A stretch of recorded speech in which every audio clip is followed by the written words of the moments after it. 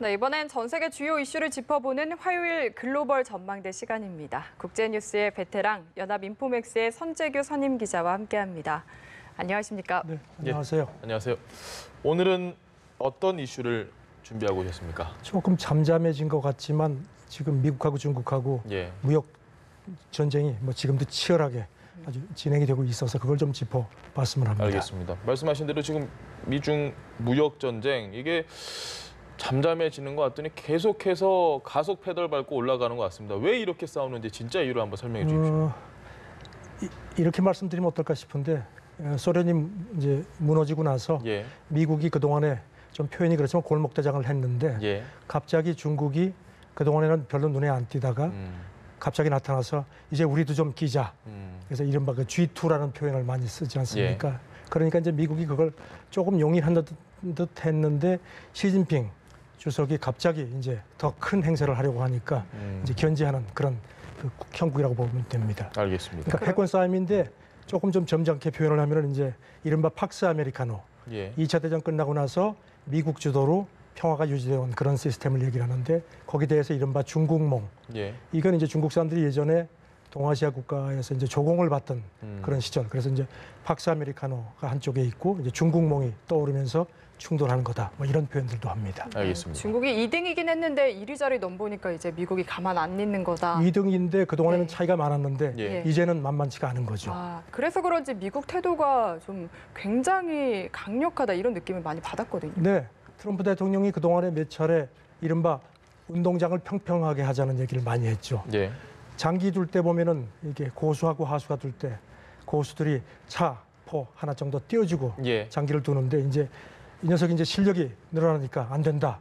이제 장기 다 이제 제대로 다 하고 하자니까 아니 우리 아직도 배우는 거 아니냐 하는 식으로 해서 이제 그런 하나만 좀 더 떼달라. 그렇죠. 그런 기싸움이라고도 이렇게 볼 수 있겠습니다. 알겠습니다. 저희가 미중 무역 전쟁이라고 계속 얘기를 하는데 단순하게 이게 무역 전쟁을 떠나서 4차 산업혁명을 둘러싼 주도권 싸움이다 이런 이야기도 있습니다. 네. 지금 아시다시피 산업이라는 게 자꾸 이제 자동화 쪽으로 가고 요새 인공지능 이런 것들 많이 나오는데 미국, 중국도 지금 거기서 부딪힐 수밖에 없는 상황입니다. 그래서 그 이른바 그 피터 나바로 백악관 그 국가무역위원장이 미국은 지금 제로섬 게임을 하고 있다. 아주 노골적으로 표현을 했습니다. 그러면서 중국도 이런 그 4차 산업이 자기들한테 최우선 순위일 거다. 하지만 미국도 여기 미래가 걸려 있다. 그러니까 양보할 수 없다 하는 식의 아주 첨예한 그런 부딪힘을 갖고 있고요. 그러면서 중국이 왕관의 보석을 훔쳐가고 있는데 이대로 뺏기지 않겠다. 아주 원색적인 표현을 썼습니다. 그 궁금한 부분이 4차 산업혁명하면 말씀하신 대로 AI나 빅데이터나 이런 부분들일 텐데 지금 무역 전쟁이 붙은 건 자동차, 콩 이런 것들부터 시작을 하고 있지 않습니까? 그렇죠. 이게 어떤 연관이 있는지 좀 궁금합니다. 아시다시피 지금 미국은 중국 수입 규모가 엄청나죠. 지금 5천억 달러가 넘는 걸로 돼 있고요. 그리고 이제 그 중에 상당 부분이 이제 미국이 이제 주로 이제 손대지 않는 어떤 그런 이제 조금 뭐랄까요, 좀 한물간 산업 쪽 이런 것들, 사양 산업 쪽 것들을 이제 중국이 대신 세계 공장이라는 표현을 썼죠. 그동안에 이제 그걸 수입하면서 미국의 인프레도 이렇게 다스리고 미국의 소비 같은 것도 이제 어느 정도 이제 해왔는데 중국이 이제 최근에 와서는 이제 IT 쪽에 본격적으로 들어오고 사실 홍채 인식 같은 거라든 건 중국이 오히려 미국보다 훨씬 앞섰다는 그런 얘기들이 많습니다. 그러니까 트럼프 대통령이 아차 싶은 걸로 그렇게 견제를 하려고. 네. 알겠습니다. 그래서 공개석상에서 비난 수준의 발언들을 잇따라 내놓고 있거든요. 속마음 좀 더 이야기를 해주신다면요. 트럼프 대통령 트위터 통해서 자기 속마음 많이 털어놓는데 그동안에 아시다시피 처음에 500억 달러 관세를 부과하고 그다음에 2,500억 달러까지 얘기를 해서 물론 실행은 안 했습니다만 근데 그것도 중국이 뒤로 빠질 그 모양새가 아니니까 드디어 이제 우리가 작년에 수입한 게 5,500억 달러 정도 된다.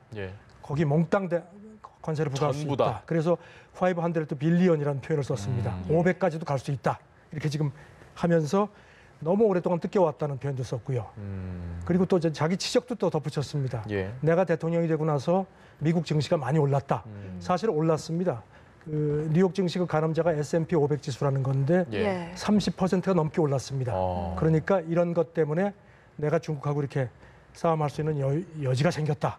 또 이런 또 자신감도 나름 보였습니다. 알겠습니다. 중국은 근데 뭐 눈에는 눈, 이에는 이, 한번 해볼 테면 해보자, 뭐 이런 식으로 아주 강하게 가고 있는데 중국도 믿는 구석이 있는 걸까요? 승산 어떻게 보십니까? 일단 중국은 사실 이 싸움은 먼저 그 이제 화춘잉 대변인이 예. 외교부 대변인이 지난주에 그 이제 정례 회견하면서 이제 속내를 비쳤습니다.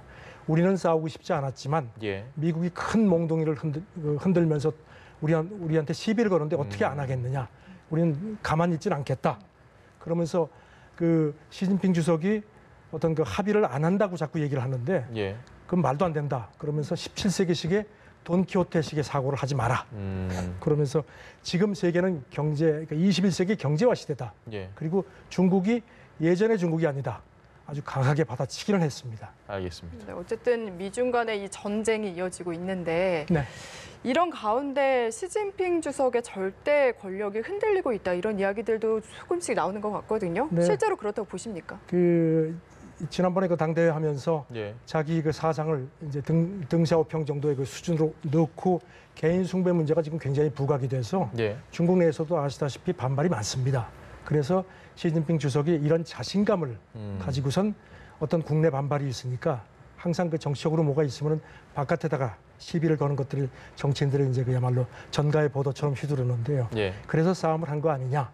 그런데 조금 그러니까 트럼프가 워낙 세게 나오니까 조금 과하게 간 것 같다는 식의 그런 견제가 조금씩 지난주부터 중국 그 관영 매체들이 물론 노골적으로 쓰지는 않지만 예. 조금 좀 자제해야 된다 이런 표현들이 나오는데 그래서 그런지 이른바 중국 제조 2025란 표현이 있습니다. 예. 이게 이제 그 2015년에 리커창 그 총리가 처음으로 썼었는데 이게 이제 중국의 그 앞으로 10대 그 육성 집중 육성 그 산업들이요. 예. 뭐 IT라든가 우주항공, 바이오테크 같은 건데 이걸 이제 자꾸 부각을 시키니까 이제 미국이 발끈한 겁니다. 그래서 그 며칠 전부터 중국 매체들이 이런 표현을 쓰지 않고요. 예. 그리고 또 특히 인민일보 같은 경우는 최근 한 3일 정도를 연속해서 늘 시진핑이라는 이름이 일면에 있었는데 탑에서 그게 또 뺐군요.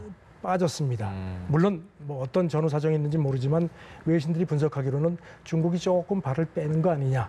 그러니까 이제 자꾸 건드리니까 트럼프가 너무 강하게 나오니까 예. 조금 좀 숨고르기 하는 것 같다. 이런 분석도 합니다. 중국 내에서도 그럼 좀 불안해서 그런 분위기가 감지가 된다고 하면 미국의 언론들 반응은 좀 어떻습니까 지금? 미국 언론들은 일단 그 트럼프에 대해서 그러니까 미국은 지금 가장 큰 문제가 그 업계들이 재계가 예. 상당히 반발하고 있습니다. 아시다시피 미국은 그 경제의 한 40% 이상이 소비이기 때문에 소비가 큰 비중을 차지하는데 예.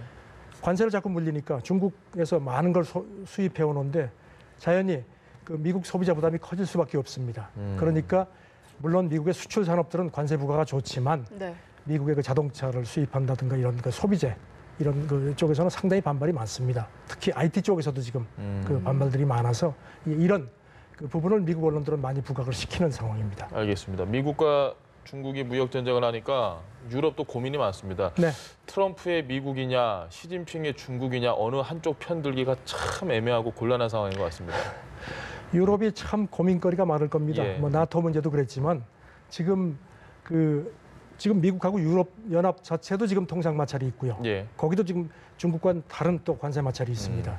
그러니까 독일 같은 경우는 뭐 아주 뭐 트럼프 대통령이 그 메르켈 총리 사이가 안 면전에서 좋아요. 예. 아주 뭐 메르켈 당신 이런 표현까지 썼는데요.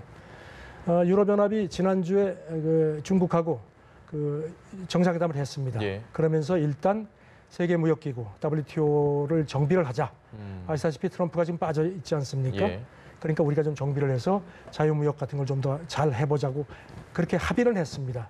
하지만 지금 외신들이 분석하는 걸 보면은 유럽연합이 마냥 그렇다고 중국을 견제하기 위해서 이렇게 미국을 견제하기 위해서 중국을 내 편으로 하기도 애매하고. 내 편으로 하기도 애매하다는 겁니다. 왜냐하면 중국 경제가 아직도 공정하지 않은 게 사실이고 인권 문제도 걸려 있고요. 그러니까 지금 아주 애매한데 그래서 지금 뉴욕타임스 같은 경우는 아주 참 애매한 상황에서 굉장히 망설인다 이런 표현을 썼고 또 일본하고 유럽연합이 최근에 그 경제 동반자 협정을 체결했습니다. 예. 이것도 유럽연합이 중국에 대해서 어떤 우리도 이런 또 다른 선택지가 있다. 그러니까 너희 중국이 뭐 유럽연합 우리한테 안 오고 배겨? 못 베길 걸 이렇게 자신하지 마라. 약간의 견제를 했는데 치열하네요. 조금 좀 버거운 모습입니다. 네, 이유가 고민이 많겠다고 했는데 사실 진짜 고민이 되는 건 우리나라가 아닐까 싶거든요. 예. 고래 싸움에 새우등 터진다는 표현 자꾸들 나오는데 뭐 사실 뭐 인정하고 싶지는 않지만 그런 형국입니다. 지금 이게 몇 가지 분석을 보면은 예. 국제금융센터 보고서가 나왔는데요. 관세 이게 미국이 지금 그 미중 간의 관세 그 전쟁이 본격화될 경우에 우리나라 성장이 한 0.16% 포인트. 0.16% 예. 포인트. 물론 큰 부분은 아니지만 사실 지금 성장률이 많이 떨어져 있지 않습니까? 그렇죠. 그러니까 상대적으로 비중이 클 수밖에 없습니다. 그리고 그 현대경제연구원 보고서는 중국의 성장이 1%포인트가량 줄어들 경우에 예. 우리도 한 0.5%포인트 정도 GDP가 줄어들 수 있다. 이렇게 지적을 했습니다. 일각에서는 그 환율 예. 때문에 우리가 뭐 달러 강세라든가 위안 약세 때문에 이중고 아니냐 하는 얘기도 하는데 물론 환율의 영향이 있지만 예. 환율은 아시다시피 굉장히 복잡한 상황이라서 네. 환율 이중고라는 표현은 조금 더 두고 봐야 되지 않겠냐는 얘기들도 합니다. 알겠습니다. 일단 우리는 굉장히 우려스러운 상황인데 미중 무역 전쟁이니까 저희가 표현을 그렇게 해서 그렇지만 전쟁은 반드시 승자와 패자가 있기 마련입니다. 누군가 이길 텐데 현재까지는 누가 더 우세하다고 보십니까? 지금 뭐 외신들도 그렇고 굉장히 조심스러운 분석인데 일단 싸움을 건 트럼프 쪽이 우세하다. 일단은 우세한 것 같다. 여러 가지 측면에서. 그리고 물론 이제 이런 수입 부담이 커진다는 것도 있지만 일단 지금 트럼프가 노리는 거는 여러 가지가 있겠지만 중국 금융을 상당히 이렇게 흔드는 것 같습니다. 예. 아시다시피 미국은 금융이라는 시스템이 물론 미국도 그런 어떤 모기지 파동도 있었고 했지만 상대적으로 금융 시스템이 중국에 비해서 굉장히 완벽한 상황이죠.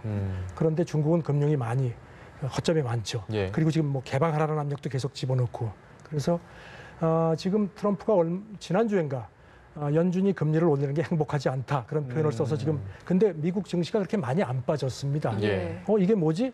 그랬더니 그게 연준을 내놓고 하는 게 아니고 중국이 지금 금리가 낮거든요. 예. 그러니까 유럽도 마찬가지고 일본도 저금리니까 니들 더 이상 그렇게 돈 풀지 마라. 우리는 금리 올라가는데 그런 바깥에 대한 경고라는 겁니다. 그래서 중국이 금리가 올라갈 경우에는 지금 뭐 중국 지금 뭐 이제 왜냐하면 중국은 차입 부담이 큰 경제이기 때문에 예. 부담이 크죠. 그리고 또 중국에서 자금이 빠지는 것도 지금 중국으로서는 아주 최악의 그 악몽입니다. 그래서 그런 그 금융 쪽을 흔드는 거 아니냐 이런 분석. 복잡한 전쟁이네요, 정말. 그런 것 같습니다. 지금 예상하신 대로 중국이 항복이다. 백기 들고 이렇게 나온다면은 미국의 금융 부분 말고도 어느 부분에 또 간섭하게 될지 이 부분도 궁금한데요. 지금 어떤 그 월가에 있는 사람들은 이런 분석도 합니다. 미국이 중국을 이렇게 흔들려는 한 3가지 시나리오를 가지고 있는 것 같다. 예.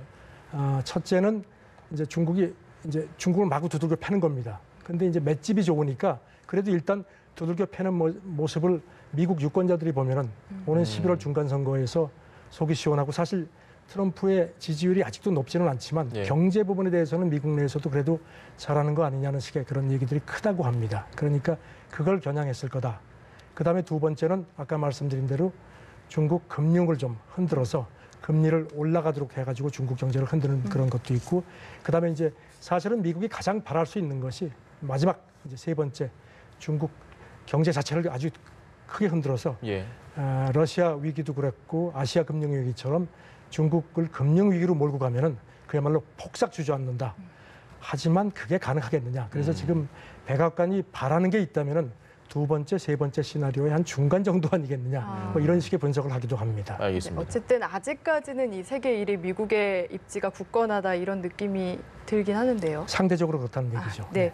이런 가운데 트럼프 대통령이 백악관에서 미국산 제품을 전시를 한다고 하거든요. 네. 이 의도는 뭔가요? 우리 시간은 오늘 새벽인가요? 예. 그 전에 그 김정은 위원장하고 한참 그 핵 버튼 가지고 싸운 거 기억하시죠? 예. 내게 더 크다.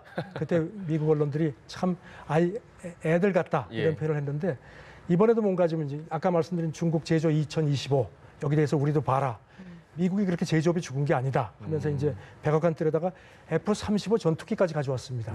아주 진열하고 뭐 전투기를 네, 미국 사람들이 미국 그 남자들이 가장 사고 싶어하는 그 포드 그 F-150이라는 그 픽업 트럭 놔두고 했는데 할리 데이비슨 오토바이는 안 보이더라고요. 좀 빠져나가서 이상하다. 예전엔 굉장히 거기 칭찬을 많이 했는데 얼마 전에 그 제조업 공장을 옮긴다 그랬거든요. 그때 아주 반발을 했는데 그때 그래서 이번엔 미움탈이 배겨가지고 거기 못 나간 거 아니냐 뭐 그런 관측도 나옵니다. 알겠습니다. 네, 지금까지 연합인포맥스의 선재규 선임 기자와 함께 글로벌 전망대 짚어봤습니다. 말씀 감사합니다. 네, 감사합니다.